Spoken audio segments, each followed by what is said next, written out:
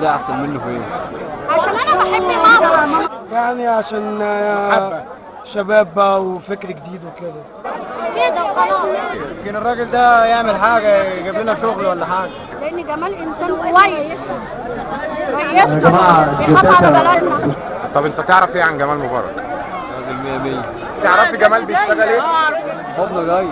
ايه؟ ابن الريس. ابن الرئيس؟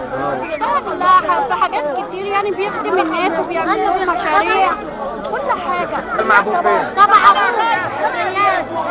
لا ما اعرفش، بس ما دخلش مدرسة بصراحة. طب انت تعرفي الانتخابات دي امتى؟ انا مش عارفه لسه، مش عارفين لسه. شهر 10 السنة دي؟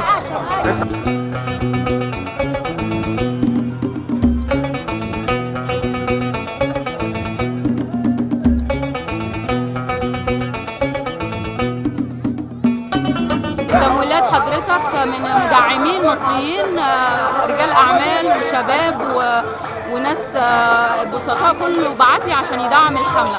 النهارده احنا في منشيه ناصر مدعمه الاستاذ ذاكر عبد الله، وفي 6 دوائر مدعمهم الاستاذ محمد عليوه في شمال القاهره، وفي قنا الدكتور خالد عمر النجار مدعم محافظه القنا وطبع 1,200,000 على حسابه الخاص.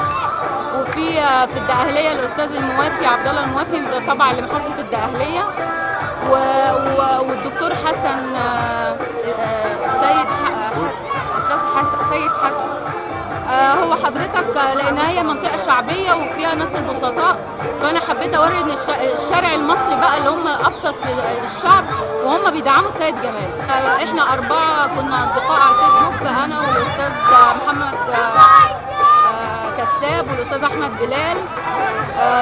فكرنا ان احنا نطلق موقع الكتروني ونجمع توقعات. لقينا في خلال ساعات من انطلاق الموقع في 1/8 جمعنا 6000 صوت، وبعد كده ابتدينا نتلقى العروض في طبع ان الناس تدعمنا. فالتدعيم ما بناخدش فلوس، هي الناس بتجيب لنا خدمات.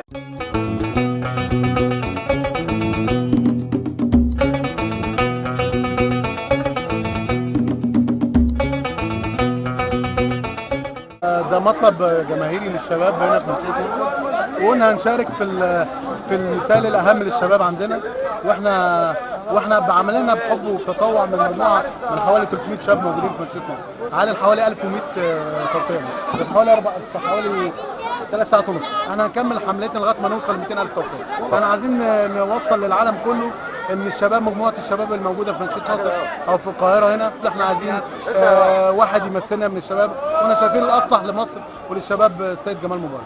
مش عايزين حماسه يقل، احنا لسه في اول يوم.